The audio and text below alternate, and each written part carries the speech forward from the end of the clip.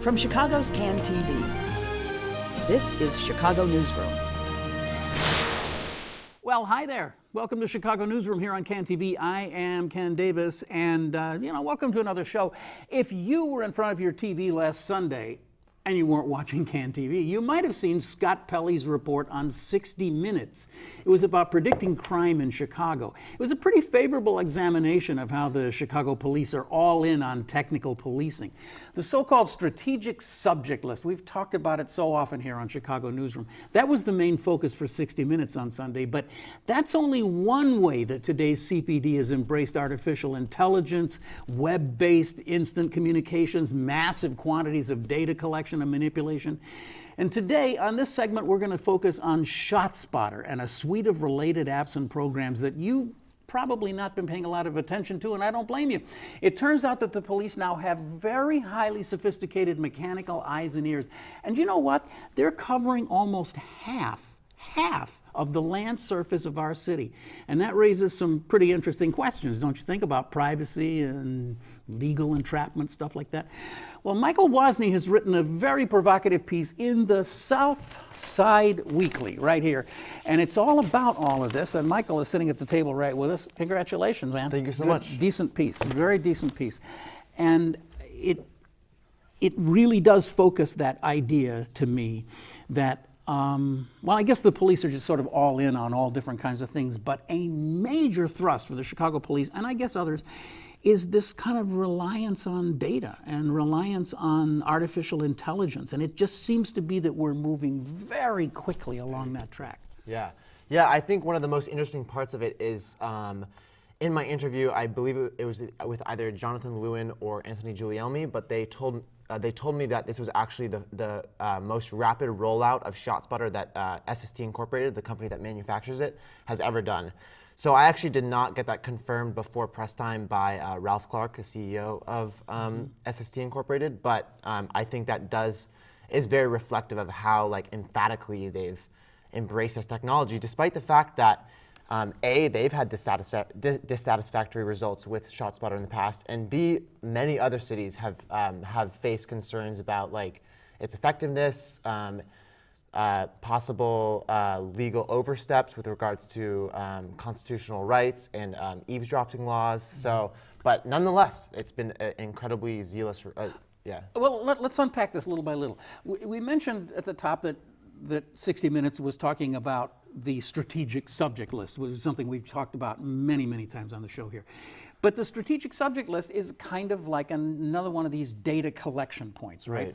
And we won't spend our time today debating those issues, but certainly there have been many, many people who said that, thousands of people are being swept up into these lists. Right. Nobody really knows for sure who's on it and what it means to be on it, whether it's a good or a bad thing. But what seems to me to be at least of note is that there's been a dramatic change at the Chicago Police Department at some point, and they are deeply into the vacuuming up of all the data they can possibly gain on us. And this is, let's talk about ShotSpotter itself. Okay, right. We've heard of this before, but what exactly is it? I mean, the technology of it. It's, as I mentioned, it's covering a huge piece of Chicago, so we need to know what it is. Right. So as it stands, or I guess by the end of February, the Chicago Police Department plans to have, I think, around 130 square miles of the city blanketed by this acoustic gunshot detection software. So, and by the way, I did a little math last night. Wikipedia tells me there are 234 square miles in Chicago, so that's about 55%. Wow, yeah. It's a lot. It's a lot, which makes sense because, again, by the end of February, they plan to have 12 of the 22 police districts in Chicago blanketed by this software. So what is ShotSpotter? ShotSpotter, again, is developed by SST Incorporated, and it's essentially... SST Incorporated. Yeah. And so they're based in California, and it's basically a technology that is literally a physical, acoustic, box, basically. It's about the size of a toaster. It's put on rooftops, telephone poles, I think the company advertises that they like it to be above 20 feet above the ground for optimum efficiency. Basically, I think it's there's supposed to be about 24 sensors per square mile, although that varies depending on specific features of where it's placed, like topography, the density of buildings, how tall the buildings are, et cetera, et cetera. But essentially, so that's going to be in 12 of the 22 police districts, and essentially what happens is, say a gunshot is fired. Three of the sensors will basically pick up the sound of the gunshot, and you need three basically to triangulate it. That sound is then basically sent to the California headquarters, I think it's in Newark, California, of ShotSpotter, where it's essentially determined by human experts as to whether it's actually a gunshot, at which point it's pinged back to the police department and also to smartphones. Okay, let's. Yeah, I'm sorry, I'm going all through it. There's a ton of technology, I want to get to it all, but I also want to put a few bookmarks in here and totally. take it one piece at a time. It struck me as something that as an aging techie, I was really fascinated with. Sometime around 1980, somebody was able to get hold of the police tapes of the shooting of JFK in Dealey Plaza. Wow, yeah. And they were able to figure out that 3 of these motorcycle cops who were on the radio at the time that the shots were fired all recorded the shot. And they happened to know exactly where they were. And I think that was the first time that triangulation was ever used. And they were able to, they ascertained that the shots came from the, book depository and all that. Right. But it's been, obviously now with GPS and smartphones and everything else that we have, cellular data, you can get that down. I mean, I was just stunned to hear you say that, what is it, that had about an 80-foot accuracy? Yeah, it's 25 meters, 25 which I think meters, is about 80 feet. Yeah, something so, like that. I mean, I was just kind of looking, I was thinking about what does 80 feet mean? How do you express it to somebody? And then I was thinking, well, the average bungalow city lot is 25 by 125. So, I mean, that would be, if I stood on my front porch and shot a gun, right, they would be able to say within either my neighbor's house on either side or halfway into my backyard. They could pinpoint it that closely. That's pretty close. Right. Although I think it's worth noting that accuracy, as Mr. Clark, the CEO of SST Incorporated, is kind of like I don't want to say like an advertising shtick, but it is kind of the number that they give customers just because they need to give a number to customers. But that number does vary depending on the city. So as I noted in my article, San Francisco, a notoriously hilly city, that number was actually, or the actual accuracy of the sensors being used was found to be less accurate than advertised. And I know that, for example, in New York, which is also using the technology, they actually had to install greater than the, I think they say 24 per square mile. They had to install more just because there was such a density of building. Yeah. Exactly. Yeah. So that number is a number that isn't necessarily going to be replicated in every city, in every situation, which is worth noting. Yeah. So a gun is fired, and these microphones, they essentially are microphones, are all over the place, and the software decides, I guess, which are the 3 closest or the 3 best recordings, and then triangulates. But the thing about this, and at some point, you have to just kind of go, what is going on here? These microphones, and they are microphones, are recording, and they are sensitive, always. Good, excellent quality microphones are always on. They're always recording. So what happens, walk me through what happens when they hear a gun, what they think is, what the software thinks is a gunshot. Right. So actually, every sound. I'm sorry to keep interrupting you. There are no people involved in this. Yeah, there are no human beings involved in this at all, right? No, there are people, but only at a certain step in the process.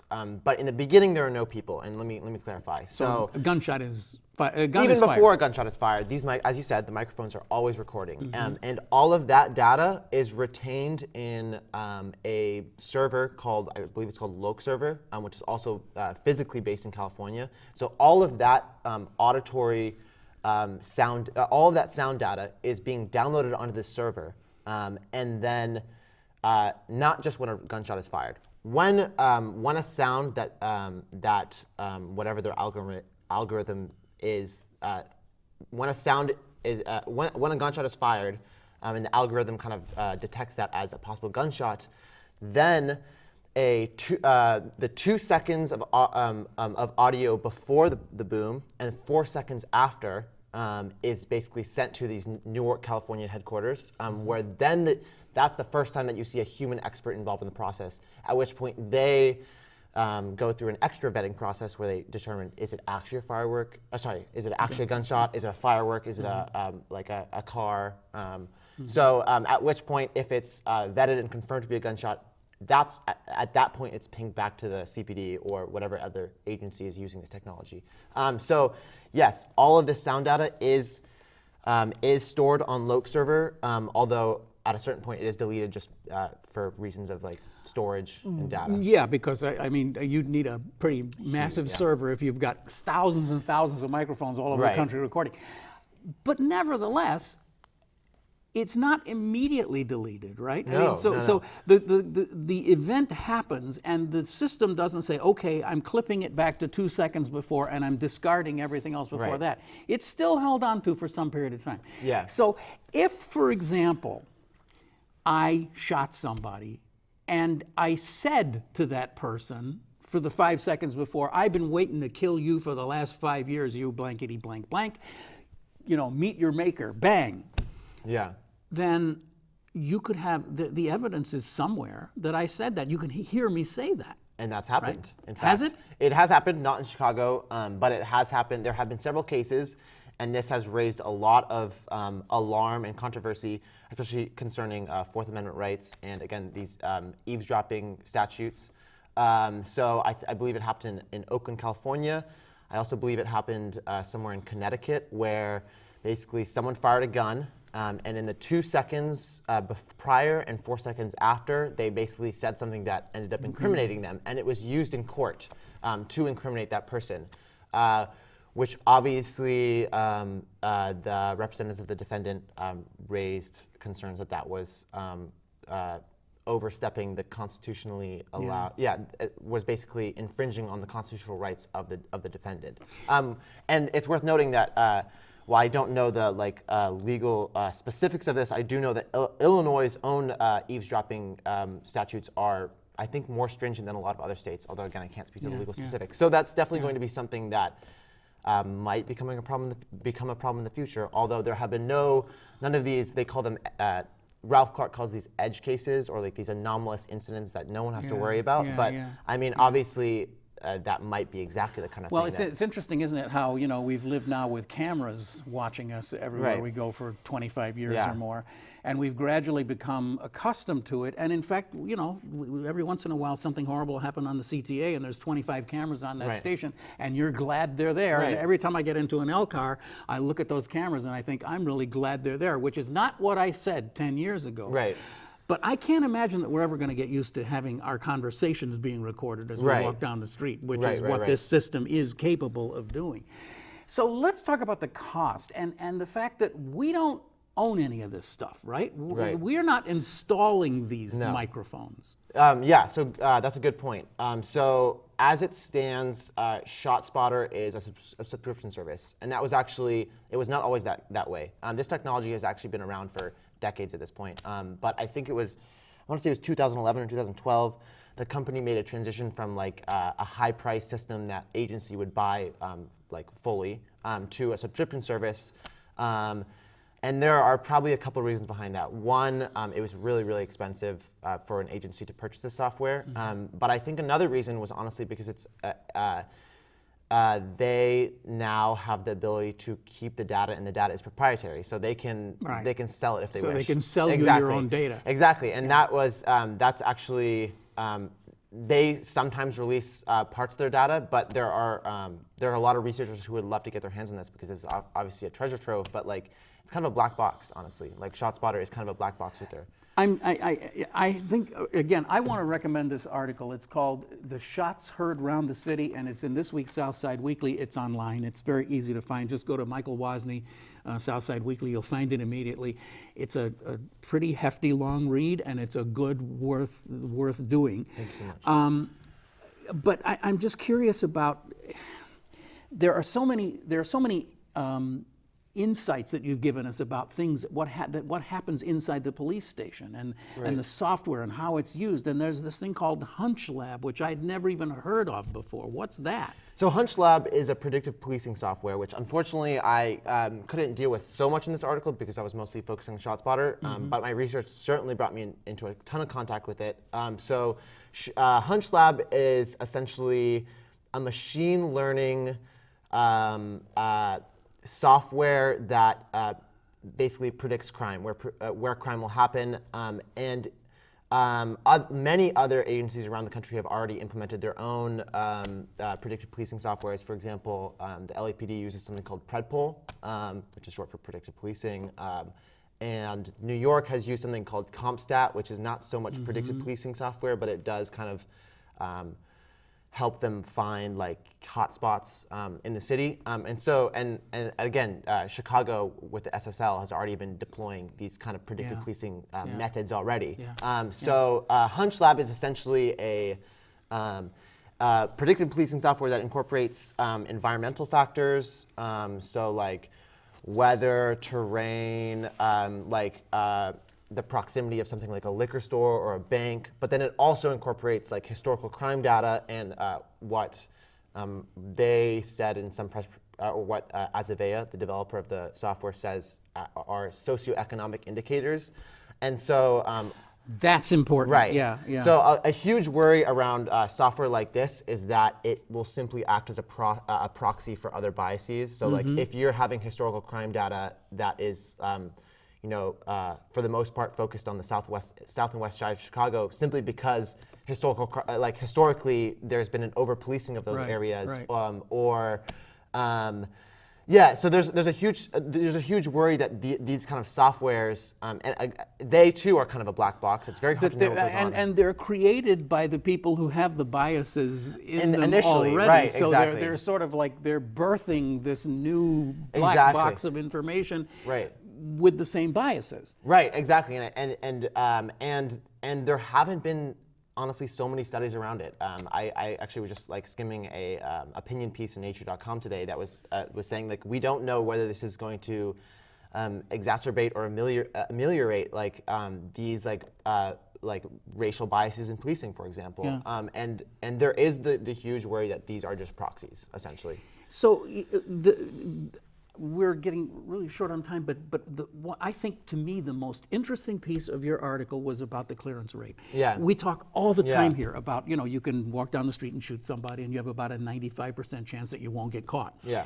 Well, can I read this back to you? Yeah, totally.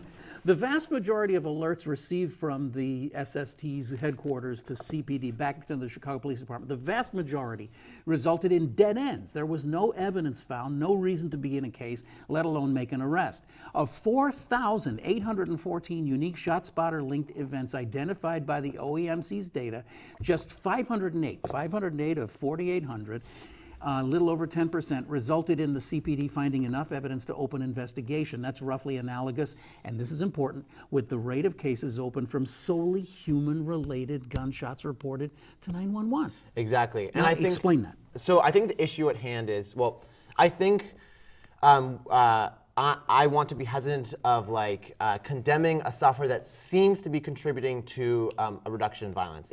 If there is a reduction in violence, that's the most important thing. But also, you have to consider, is it really the technology doing it? And considering this technology, all of it, ShotSpotter, Hunch Lab, the SDSC, the Strategic Decision Support Centers, they cost a pretty penny. Yeah. And so while the police department is very quick to attribute this reduction in violence to these technologies, there's the question of each district an SDSC costs $1.5 million.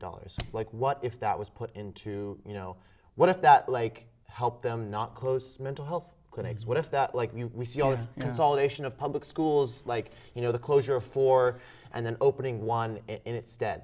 What if we didn't close down public schools? So there's There's like, as you said, we don't really know if it's really affecting the clearance rate. And as we can see, it doesn't really seem like it is. Here, let me look at the statistics exactly, but it looks like of, what is it, 85% of 85% of the ShotSpotter alerts that that are pinged to the police department within 5 minutes are called in by someone else, which I don't think is a statistic that we get in other cities. But here it is. I was shocked by that because we always hear about how nobody wants to cooperate with the police, but apparently people do call in shots when they hear shots. So is $1.5 million in that sense worth it if it could be putting into, again, like the closure of mental health like institutions or something now like that? Now you say the districts that used to, well, you have a quote from someone who says the districts, those districts where the highest crime is, those districts that used to drive up the violence, which are called the tier ones, they're now driving it down because the numbers are going down so significantly, and they're crediting all of this technology. And so I actually spoke with someone from Crime Lab. So Crime Lab at the University of Chicago has been brought in by the CPT as a data partner. So they do a lot of analysis on CPT numbers, and they too have a pretty stringent data sharing agreement where they are not really allowed to share a lot of the data that actually goes into their results. They basically, they've been conducting research, which they ended up not telling me, but Jonathan Lewin of the police department did talk to me about, where they have found that in one district, Inglewood, they have found that this whole strategic decision support center, they've been able to determine that it is somehow involved in bringing down or reducing the gun violence, the rate of gun violence incidents. Notably, though, they can't really tell what part of the SDSC, which again is a multi-pronged approach. They don't know which part of it is contributing. Right. So we don't know if and again, we don't know if ShotSpotter is the one doing it, and that is going to be a subscription service that I forget the exact number, but the city is going to be paying an exorbitant amount of money each year for it. Well, I'm afraid we're out of time here, but I mean, I just want to kind of close this up by saying that one of the conversations that always comes up in this topic is how Chicago just kind of lost its way in community policing. It made a big effort about 20 years ago, and it's been spotty here and there, and Superintendent Johnson talks about bringing it back. But it really feels now like instead of bothering with community policing, which is sloppy and messy and expensive, it's just a lot better to just give everybody some cell phones and then have the algorithm call the phone and say, go to this place because that's where it is. Oh, and we didn't even mention that all of those 20-year-old cameras, all the blue box cameras, they're all getting mixed in with this too. We could go on, but we'll have to pick it up another time. Okay? All right. Michael, I really appreciate your article, and it was great to meet you, and come on back sometime, okay? Good to meet you too. Thank you so much, sir. All right. You're watching Chicago Newsroom here on Ken Davis. I'm Ken TV, and we'll be back again with another show. You just lickety-split, and you can go to this address right here at any time to see this and all of our other shows. Got years worth of them, and we hope you'll check it out, okay? All right, see you next time. Bye.